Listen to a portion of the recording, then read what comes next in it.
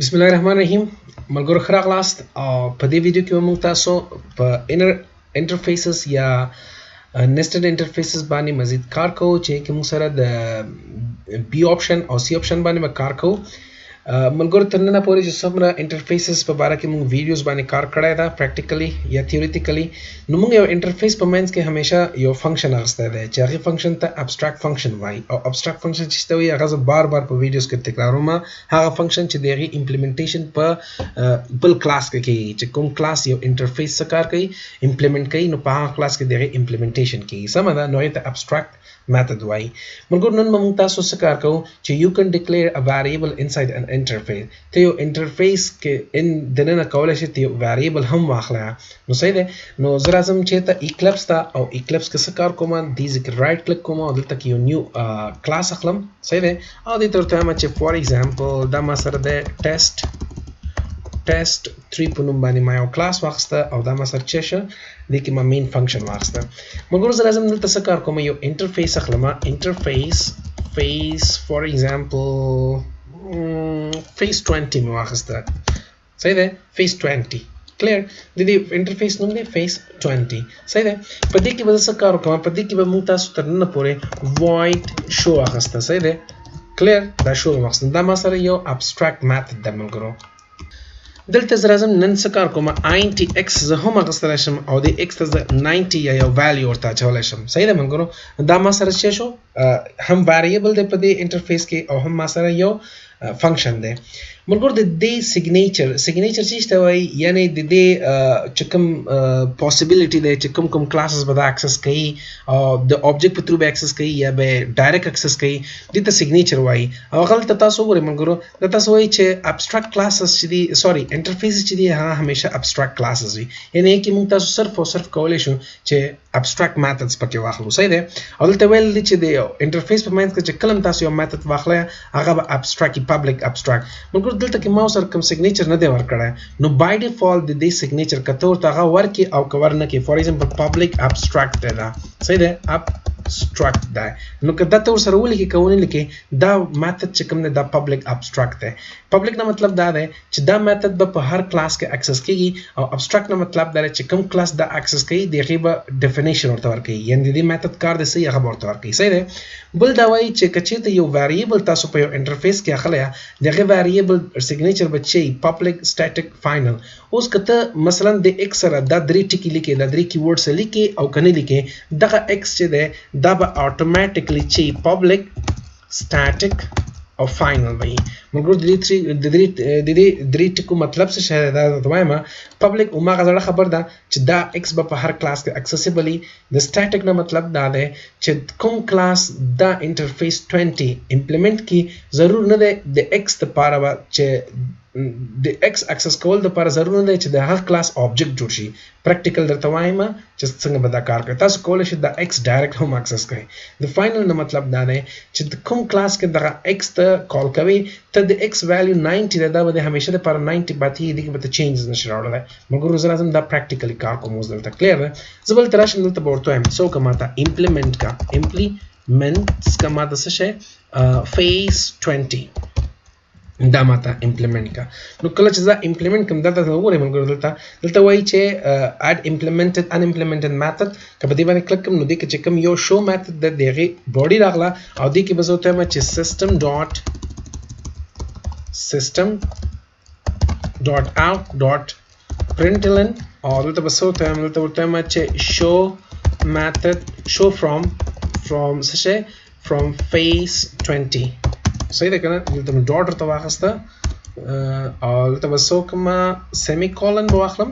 دا ما سره د دې باډي شوه، د دې فنکشن کار د دای شي. صحیح ده، اوس زه راځم ورته وایم چې دغه دواړه زه غواړم چې اکسس کړم، د دې امپلیمنټیشن ما دلته ورکړه او د دې چې کوم امپلیمنټیشن دی یا د کوم ویلیو دی هغه په دې انټرفیس کې دننه پرته ده. نو دې ځای کې ته غواړې چې دا دواړه اکسس کړې، نو که ته غواړې چې دا اکسس کړې د دې دپاره به ته په د دې کلاس د دې test 3 آبجیکټ جوړوې، او که ته غواړې چې ایکس اکسس کړې ته ډایرکټ بغیر د آبجیکټ نه اکسس کولی شي. ولې؟ ځکه دا ایکس چې دی دا ما سره سټیټک دی، خو د یو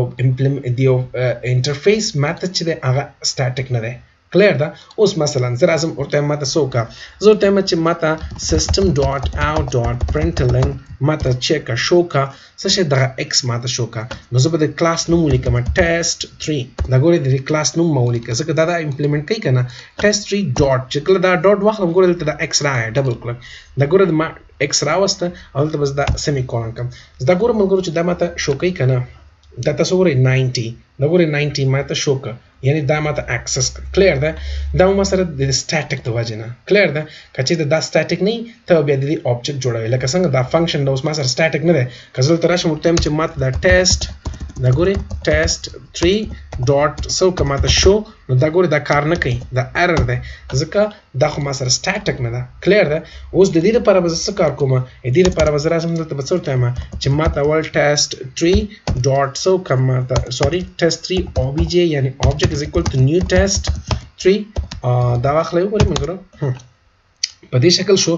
اوس زه کولی شم د دې آبجیکټ په تھرو باندې test3 نه obj په تھرو باندې زه شو اکسس کوم د آبجیکټ په تھرو باندې دا رن کوم نو تاسو ګورئ 20 شو فرام face20 کلیر ده اوس خبره څه ده ملګرو زه راځم ورته وایم چې ماته څوکه ده 90 چې کوم ده x کې پروت ده او د x ویلیو ماته چینج کړ دی ځکه صحیح ده که زه دلته راواخلم کنټرول سی او دلته لاندې پیسټ کړم نو تاسو ګورئ ماته سیم ویلیو شو کوي دا 90 شو فرام face20 او 90 که زه دلته راشم ورته وایم چې نه مخکې له دې نه چې ته ماته دا شو کوي دا x واخله test3 ډاټ څوکه x is equal to 50 نو دا ګوره دا یو ایرر ده دا به تاسو ته ایرر ګوره په دې باندې ودرېږم the final field face20.x cannot be assigned یعنی دې کې ته نشي کولی یو دوه بله ویلیو پکې ته اساین کړي هلته تاسو ته هغه درکړی دی سکرین ټپ یې درله درکړی نو دا ما سره ایرر دی دې مطلب دا دی چې دا فاینل دی مګر فاینل سټاټیک او پبلک باندې ځان پوه کړه سمه ده نو دا موږ سره څه شی دا موږ سره دا بي چې یعنی په دې شکل باندې تاسو کولی شئ په یو انټرفیس کې یو ویریبل واخلئ خو د هغه ویریبل نیچر چې دی څه شی دی او د میتھډ نیچر څه دی کلیر دی مګر یو بله خبره ده سی statement to which what is an ambiguous problem having same name data type in two different interfaces what the way to overcome this problem مګر کچېته for example کچېته د یو سیستم ما سره یو انټرفیس دی 20 او زه به یو بل انټرفیس واخلم انټرفیس نو واخسته صحیح دی انټرفیس به نوم ورته ورکړم چې فیس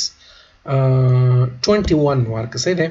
او دا انټر ک او دلته به هم زم دغه واخلم صحیح دی کنټرول سی او پیسټ میکه نو ما سره هم دغه ویریبل دی د ایکس په نوم باندې دې سره څه پروت دی دې ما سره د 80 پروت دی صحیح دی نو دوه انټرفیسز دي ما سره صحیح دی دوه انټرفیسز دي face 20 او face 21 صحیح ده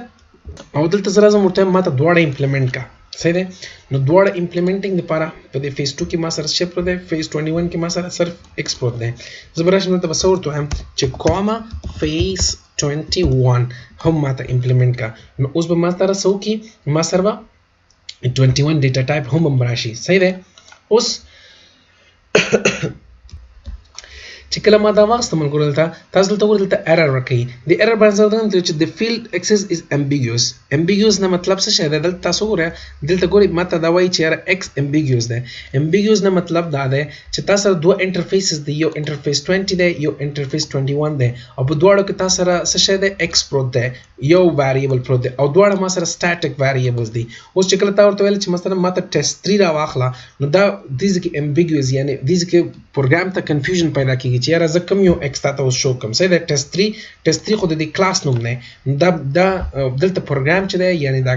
کلاس test3 چې دا کنفیوز شي چیرته کوم ایکس غواړي زه خو دواړه امپلیمنٹ کوم هم 20 او هم 21 امپلیمنٹ کوم ته دا غواړي ویلیو او که دا غواړي ویلیو نو دې ته وایي څه شی دې ته وایي ambiguous problem په دې باندې زه ودرېږم دا وګورئ تاسو د field test3.x is ambiguous نو دې مطلب دا دی چې نه ډوپلیکیټ ویلیو ما سره راغلی ده نو په دې شکل باندې تاسو کوي په دې حالت کې تاسو دا پرابلم څنګه حلوي دا پرابلم بدل تاسو کوم دا ورته هم چې دا کوډ زنه غواړم ځکه دا په حالت کې زه غواړم چې کوم حالت کې څوک ما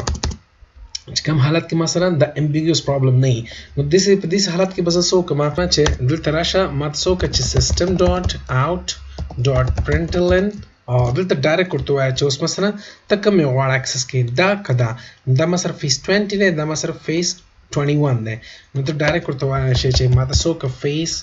20 dot x دا ګوره دا face 20 dot x راغی او همدا څه به زه کوم system dot out dot println ما تاسو که face 21.x دا ګوره د انټرفیس نوم چې کوم دی دغه پوسټه باندې ما د اکسس کا ملګرو یو شی باید د تاسو ذهن نه ونوځي چې دا دواړه ولې دلته کار کوي ځکه ما دلته امپلیمنٹ کړی که دا دواړه امپلیمنٹ نه کړي نو بیا دا ډایرکټ نشي اکسس کولی زه دا یو ځل ته رن کوم ملګرو دا وګورئ ما رن کړه دا ګوره 90 او 80 د دوو انټرفیسو سیم ویریبل ما اکسس کړ په څه کې په کلاس کې نو دا موږ سره څه شي د